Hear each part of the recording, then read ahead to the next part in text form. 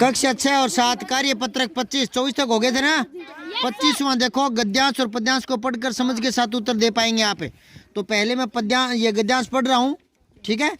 जो कविता होती है ना उसको बोलते हैं कवितांश, और जो लेख निबंध होते हैं ना कहानियां वगैरह उनको गद्यांश बोलते हैं। तो ये गद्यांश है, मैं पढ़ रहा हूँ, साथ साथ में आप मनी मन में पढ़ना। मनी मन में, गर्मियों के दिनों में एक चिंटी बहुत प्यासी थी। चिंटी समझ गया क्या? हाँ कीड़ी। कुछ देर चलने के बाद वह एक नदी के पास पहुंची। सामने पानी था लेकिन वह सीधे नदी में नहीं जा सकती थी, इसलिए वह एक पत्थर पर चढ़कर गई। जैसे ही उसने पानी पीने की कोशिश की वह सीधी नदी में गिर गई।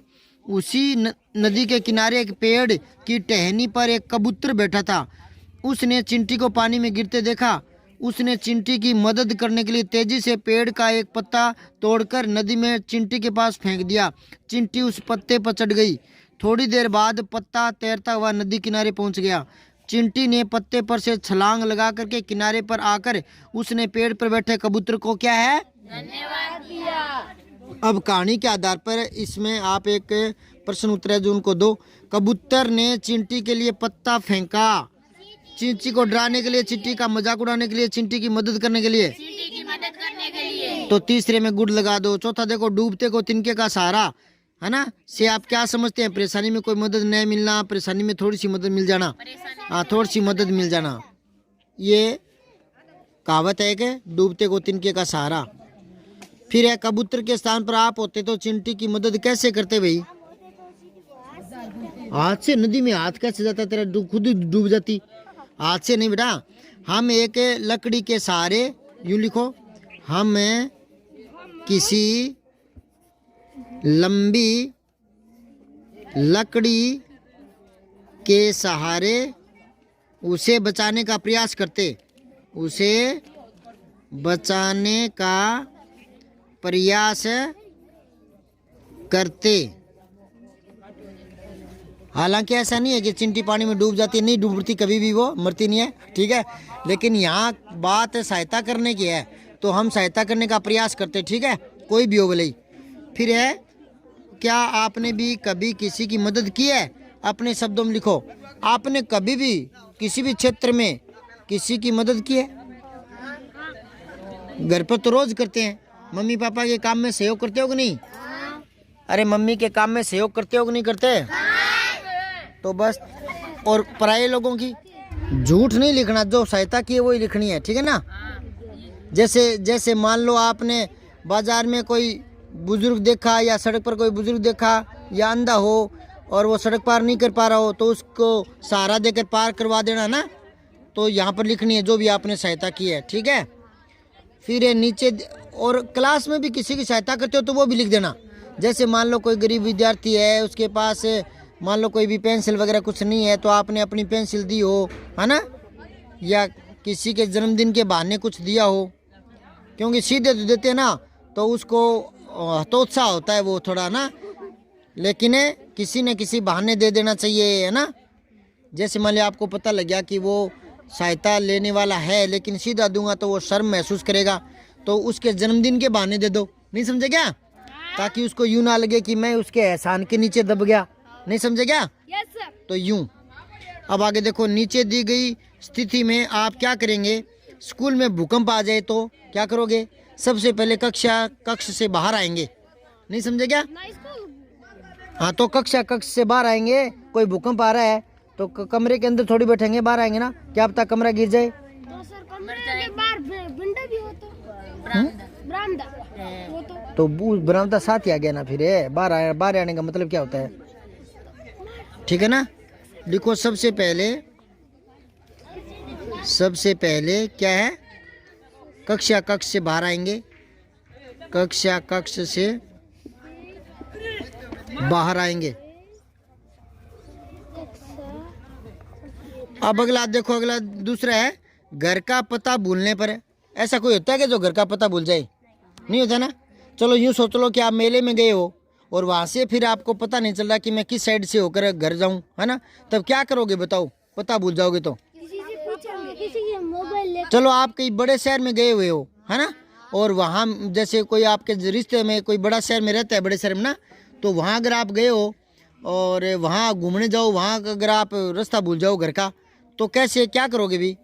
एक तो हम नज़दीक के किसी पुलिस स्टेशन या कोई सिपाही दिखाई देगा तो उसके पास जाएंगे, है ना, क्योंकि वो कर्तव्यनिष्ठ व्यक्ति होता है, ठीक है ना। हर अरे गेरे की सहायता नहीं लेंगे, क्योंकि वो कोई बहला फुसला करके हमें भ्रमित करे, है ना। लेकिन पुलिस जो विभाग है ना, तो सिपाही से कहेंगे, और घर अपने जहाँ ठहरे हैं, चाचा ताऊ मौसा मामी जो भी है, या अपने रिश्तेदार है, उनके फ़ोन नंबर देंगे उनको, है ना, या फ़ोन पर सूचना करेंगे।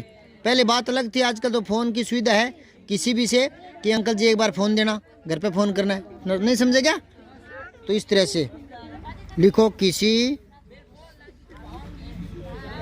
सज्जन पुरुष या पुलिसकर्मी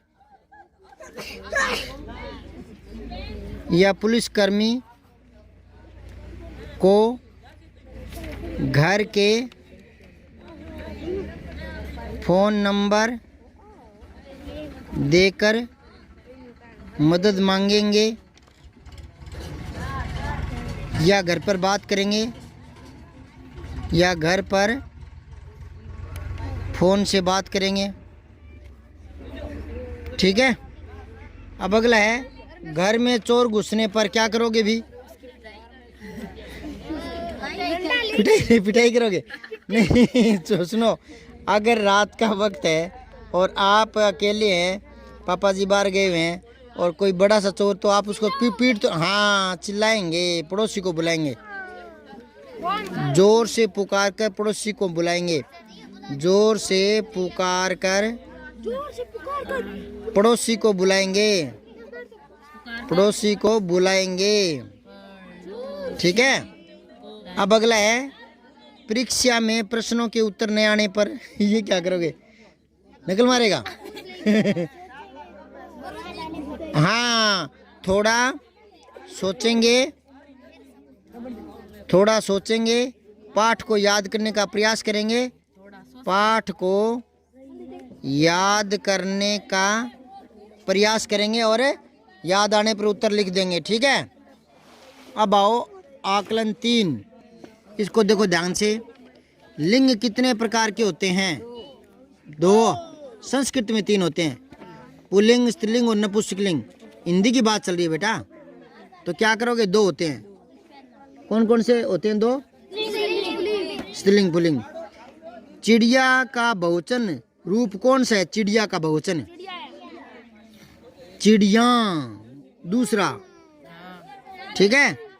फिर है, कविता के पास 5 पेंसिलें हैं, वाक्य में कौन सा शब्द विशेषण है?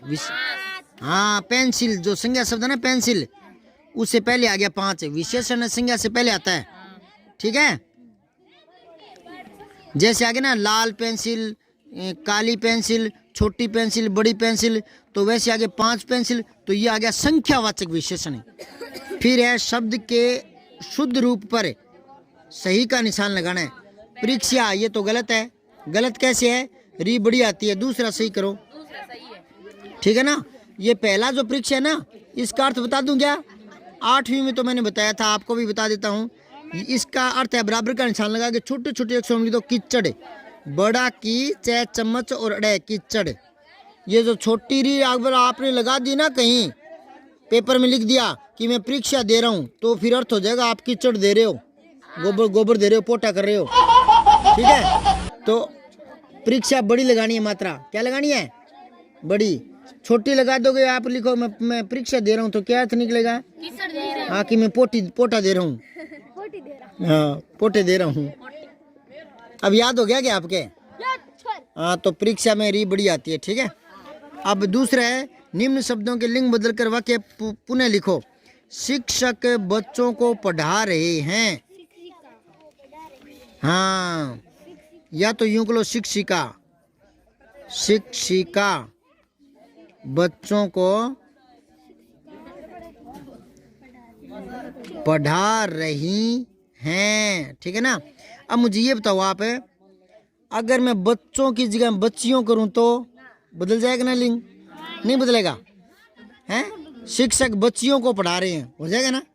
लेकिन यहाँ बच्चों से मतलब दोनों सी होता है, बच्चा बच्ची दोनों सी, समझ गए क्या? इसलिए इसका लिंग बदलेंगे, शिक्षक का शिक्षिका कर दिया। बच्चों का भी बदल सकते हैं, बच्चा बच्चियां ऐसे, लेकिन वो ज्यादा सही शिक्षक रहेगा, क्योंकि यहाँ जो बच्चा कहने का मतलब वो दोनों से ही मतलब होता है। ठीक है ना? अब आओ, छात्र पाठशाला जा रहे हैं, छात्राएं, छात्राएं क्यों करेंगे बताओ? छात्रा छात्रा क्यों नहीं करेंगे? क्योंकि ये छात्र ना ये बहुवचन में है, जा रहे हैं बहुवचन, तो फिर छात्राएं करेंगे। आपके ध्यान में आई नहीं क्या? छात्रा करोगे या छात्राएं? बताओ क्यों?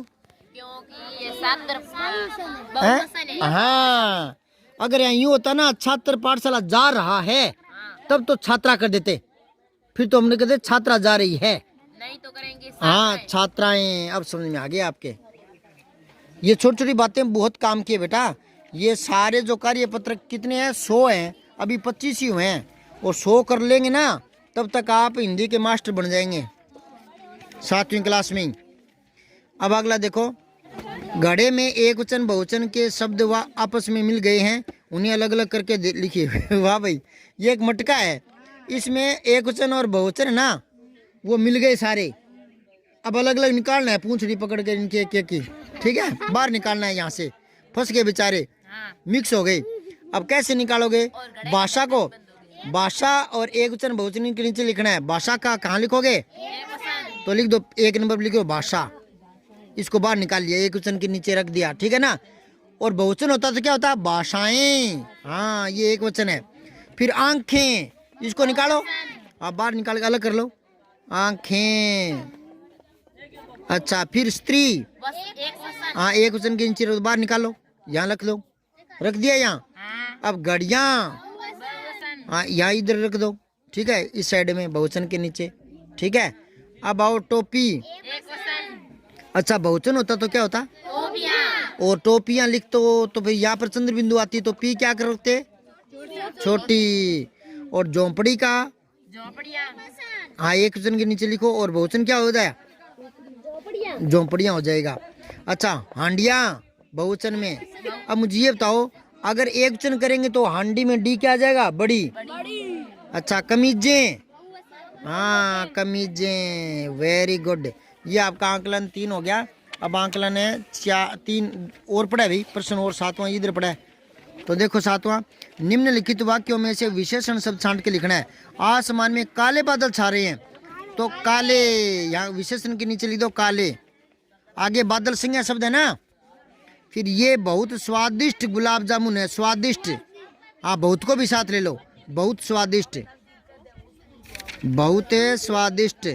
8वां देखो, अशुद्ध वाक्यों को शुद्ध करके लिखना है, ये गलत है, इनको सही करना है।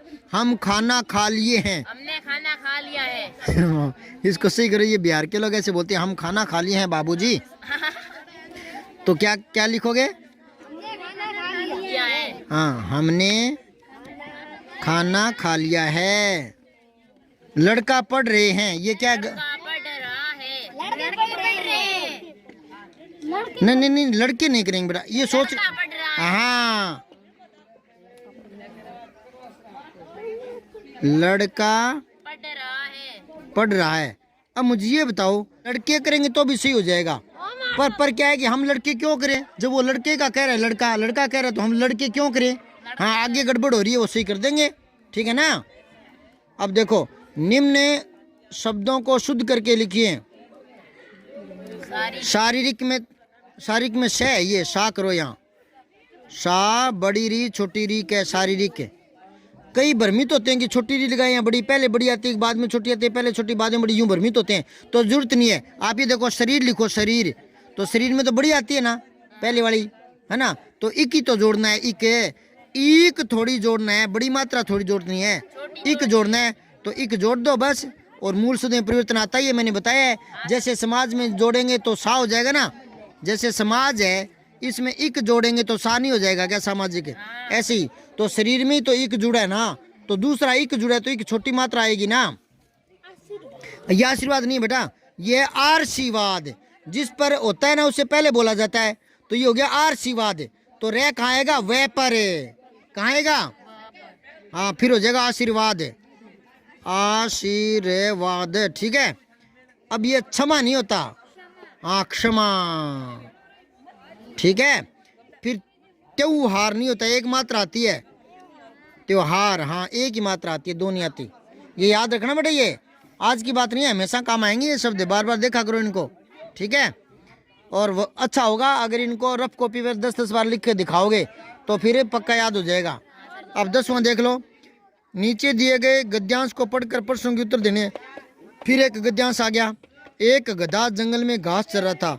जंगल के किनारे पर उसके मालिक मुखिया का घर था। वह रोज जंगल में आकर घास खाता और चला जाता। जंगल की हरी हरी घास खाकर उसे बड़ा ही मजा आता था। अब बताओ, पहला प्रश्न है, गधा जंगल में क्या कर रहा था? गधा जंगल में घास चर रहा था। घास चर रहा था। अब मुझे ये बताओ, गधे के मालिक का क्या नाम था? सुखिया। सुखिया। वाह बेटे, ये हो गया पूरा। और कार्यपत्रक 26 करेंगे कल। सब्सक्राइब करके बेल आइकन जरूर दबाएं।